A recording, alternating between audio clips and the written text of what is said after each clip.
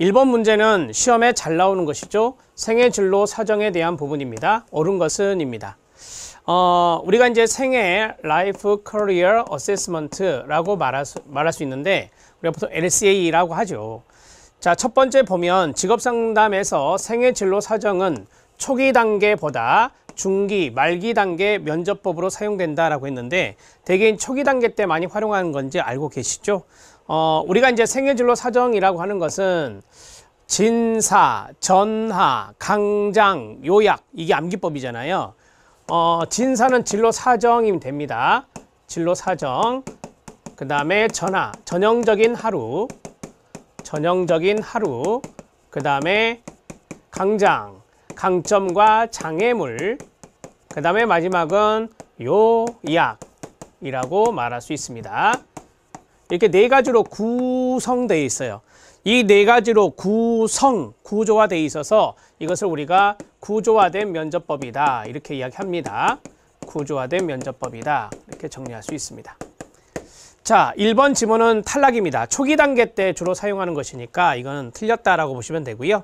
생애 진로 사정하면은 이것이 좀 잘 나올 수 있어요. 아들러의 개인 심리학에 부분적으로 기초를 둔다라고 했는데 이게 맞아요. 제가 이걸 미리 써드린 이유가 있어요. 왜 써드렸냐면 이 아들러의 개인 심리학에 보면 초기 기억을 회상하는 것이 있습니다. 초기 기억을 회상하는 것이 있어요. 그러니까 이거죠.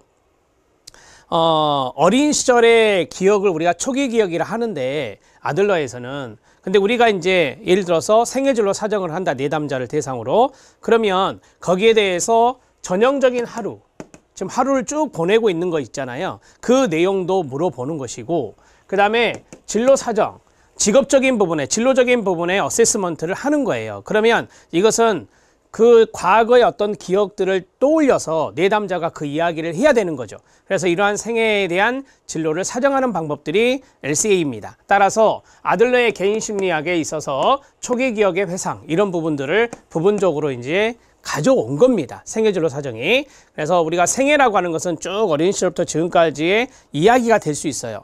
그렇게 해서 우리가 취했던 강점이나 취했던 장애물, 닥쳤던 장애물 이런 것들을 물어보면서 내담자와 면담을 이끌어가는 겁니다. 생애진로 사정은 객관적인 사실 확인에만 중점을 둔다? 그렇지 않죠.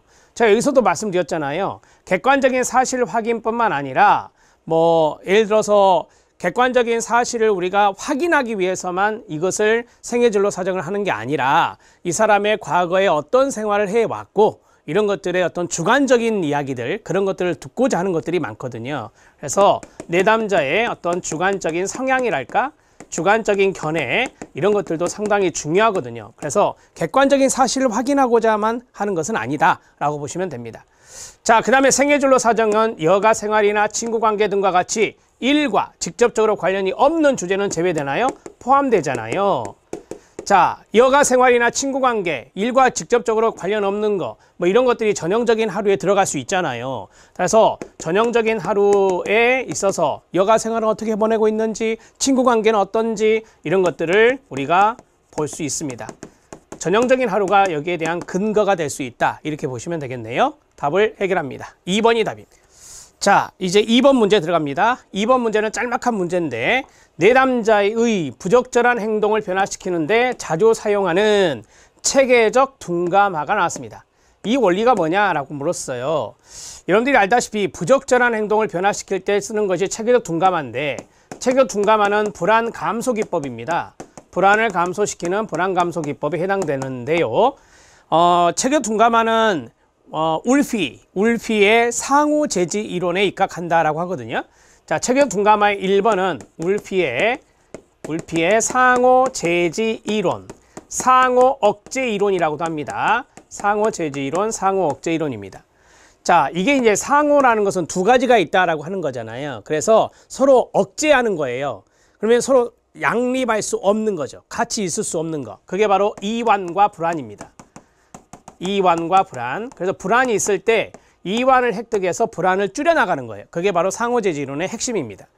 자, 먼저 그러면 1번이 답이네요. 그쵸? 상호 억제가 답이 되겠습니다. 1번이 답이고 두 번째 우리가 어떠한 자극이 딱 노출되면은 불안 반응이 나타나잖아요. 이 불안 반응을 줄여나가는 거니까 자극과 반응과 연관성이네요. 그렇죠. 이거는 고전적 조건화의 고전적 조건화, 파블로프의 고전적 조건화와 관련이 있다.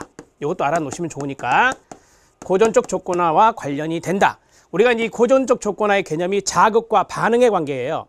개에게 먹이를 줬을 때 침을 분비한다. 정수를 땅땅땅 했을 때 침을 분비한다. 이게 조건반사잖아요. 따라서 이런 것들을 반응과 연관성이 있다 그래서 반응적 조건화라고도 해요. 동의어입니다. 혹시라도 동의어가 나올 수 있어서 반응적 조건화, 고전적 조건화와 관련성 있는 게 체계적 둔감하구나. 여기까지 알아놓으십시오. 답은 1번입니다. 자, 변별과 일반화가 있는데 우리가 이제 이거는 참고하셔도 돼요. 변별은 자극을 변별할 수 있는 능력입니다. 자극을 변별할 수 있는 능력. 선생님이 흐뭇하게 웃고 있다 그러면 난 칭찬받는 거고, 선생님이 인상을 찌푸리고 있다 그러면 아, 화가 나셨구나, 나 야단 맞는 거구나, 이런 것을 변별할 수 있는 능력이 자극 변별입니다.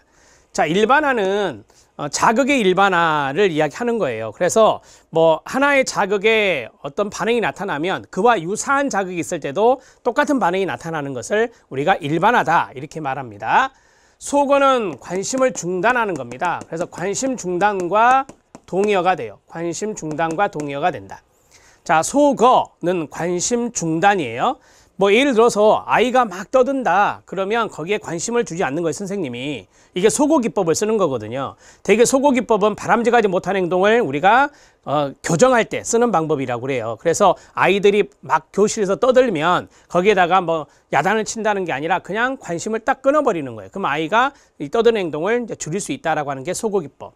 이 조성은 행동 형성과 동의어입니다. 행동을 형성하는 기법이다 라고 보시면 돼요. 이거는 점진적으로 단계적으로 이루어지는 겁니다. 점진적 단계적으로 이루어지는 것이 바로 행동 형성 조성, 행동 형성 조성 이렇게 말할 수 있어요. 그러니까 처음에는 쉬운 것부터 시작을 하죠. 그래서 나중에 점점 더 어려워지는 것을 이제 해내게 하는 건데, 처음부터 단계적으로 1단계에서 2단계 넘어가면 강화물을 주고 2단계 3단계로 넘어가면 강화물을 주고 이렇게 해서 차츰차츰 더 어려운 것도 잘 해낼 수 있게 하는 것이 행동을 만들어가는 행동 형성, 쉐이핑 기법, 조성 기법이라고 합니다. 답은 1번입니다. 자, 3번 문제 들어가도록 하겠습니다. 3번 문제는 이런 거 잘 나오잖아요. 이런 문제는 많이 풀어보셔야 돼요. 체킹하시고 각 직업 상담과 상담 목표가 나왔어요. 잘못 짝지어진 것은입니다. 1번은 행동주의 직업상담이고 2번은 인지행동주의 직업상담, 3번은 현실주의 직업상담, 4번째는 게슈탈트 직업상담입니다. 이 게슈탈트의 동의어가 형태주의라고 하죠. 형태주의 직업상담으로 나오면 아, 이거 게슈탈트구나 이렇게 보시면 됩니다. 자, 행동주의 직업상담은 내담자의 문제 행동을 증가시켜왔던 강화 요인이 있을 거 아니에요. 그걸 탐색해서 제거시키는 겁니다. 그러면 행동이 교정되겠죠? 행동이 수정되겠네요. 그래서 행동 수정이 목표가 되는 것이 행동주의 직업상담이 됩니다. 맞습니까? 네, 맞습니다. 2번 인지행동주의입니다. 이거는 이제 중요한 게 비합리적인 신념이잖아요. 바람직하지 못한 생각. 내담자가 가지고 있는 비합리적 신념을 확인하고 이를 뭐한다? 수정하는 겁니다. 자, 이게 이제 인지 재구조화라 하죠. 인지를 재구조화하는 것이 상담의 목표가 되는 것이 인지행동주의 직업상담이 됩니다. 3번째 현실주의입니다. 현실주의 직업상담은 내담자가 원하는 것, 영어로는 want라고 하죠. 자, 원하는 것이 무엇인지 확인을 하고 이를 달성할 수 있는 적절한 방법을 탐색하는 겁니다. 맞습니까? 네, 맞습니다. 우리가 현실주의 직업상담 하면은 순서가 있어요. W, D, E, P 이 순서거든요. 그래서 want, 바람, 이 무엇인지를 확인하고, 자, doing, 그것을 위해서 수행했던 것이 무엇인지를 확인하고 거기에 대해서 평가를 하고 그 다음에 계획을 수립하는 겁니다. 그렇게 해서 여기 나온 대로 이를 달성할 수 있는, 이 want라고 하는 것을 해결할 수 있는, 그러한 것을 해결할 수 있는 방법들을 계획하고 그것을 탐색하는 겁니다. 맞습니다. 자, 그 다음에 게슈탈트 직업상담. 생활양식이 보여요? 생활양식을 말하는 사람이 앞에 1번에 나왔던 아들러입니다. 자, 내담자의 생활양식을 확인하고 바람직한 방향으로 생활양식을 바꾸도록 한다. 생활양식의 변화가 되겠네요. 그럼 이것은 아들러의 개인 심리 직업상담이 됩니다. 개인 심리 직업상담, 학자는 아들러가 됩니다. 자, 그래서 게슈탈트가 틀렸습니다. 이해되셨죠? 게슈탈트라고 하는 것은 독일어입니다. 그래서 어떤 전체, 형태 이런 것들을 나타내는 독일어인데요. 우리가 사고가 있고 감정이 있고 그 다음에 행동이 있잖아요. 이런 것들을 다 아우르는 게 바로 전체예요. 그래서 이러한 전체적인 부분들의 어떤 통합, 그 다음에 성장 이런 것들을 가져오는 것이 바로 게슈탈트다 이렇게 말하죠. 그래서 우리가 게슈탈트를 떠오르게 하기 위해서, 게슈탈트를 형성시키기 위해서 우리가 각성기법을 쓰잖아요. 어웨어니스라고 하는 각성기법, 자각기법이죠. 그래서 뭐 예를 들어서 이거죠. 신체에 대한 자각, 욕구에 대한 자각, 환경에 대한 자각, 이런 자각기법을 써서 각성을 이끌어내고, 게슈탈트가 이제 형성이 되면 그 게슈탈트가 또 해소되는 그런 순환 과정이 있어요. 순환 과정을 통해서 그 내담자의 사고와 감정과 행동 이런 것들이 전체적으로 통합되고 성장할 수 있게 만드는 게 게슈탈트 직업상담이다 라고 보시면 됩니다. 그러니까 상당히 어려운 상담 이론이고요. 어렵습니다. 나중에 여러분들이 공직자가 되시면 이런 상담 워크숍도 많이 가셔야 돼요. 가셔서 게슈탈트 상담도 배우시고 인지행동주의 상담도 배우시고 현실치료도 배우시고 이런 거 다 배우셔야 돼요. 그래야 여러분들이 나중에 현직에서 내담자의 케이스가 다 틀리잖아요. 그래서 이런 상담 이론을 적용해서 여러분들이 유능한 공직자가 되셔야 됩니다. 답을 해결합니다. 4번입니다. 자, 4번 문제 들어가도록 하겠습니다. 4번 문제는 내담자의 인지적 명확성을 사정할 때 고려할 사항으로 옳지 않은 것은 입니다.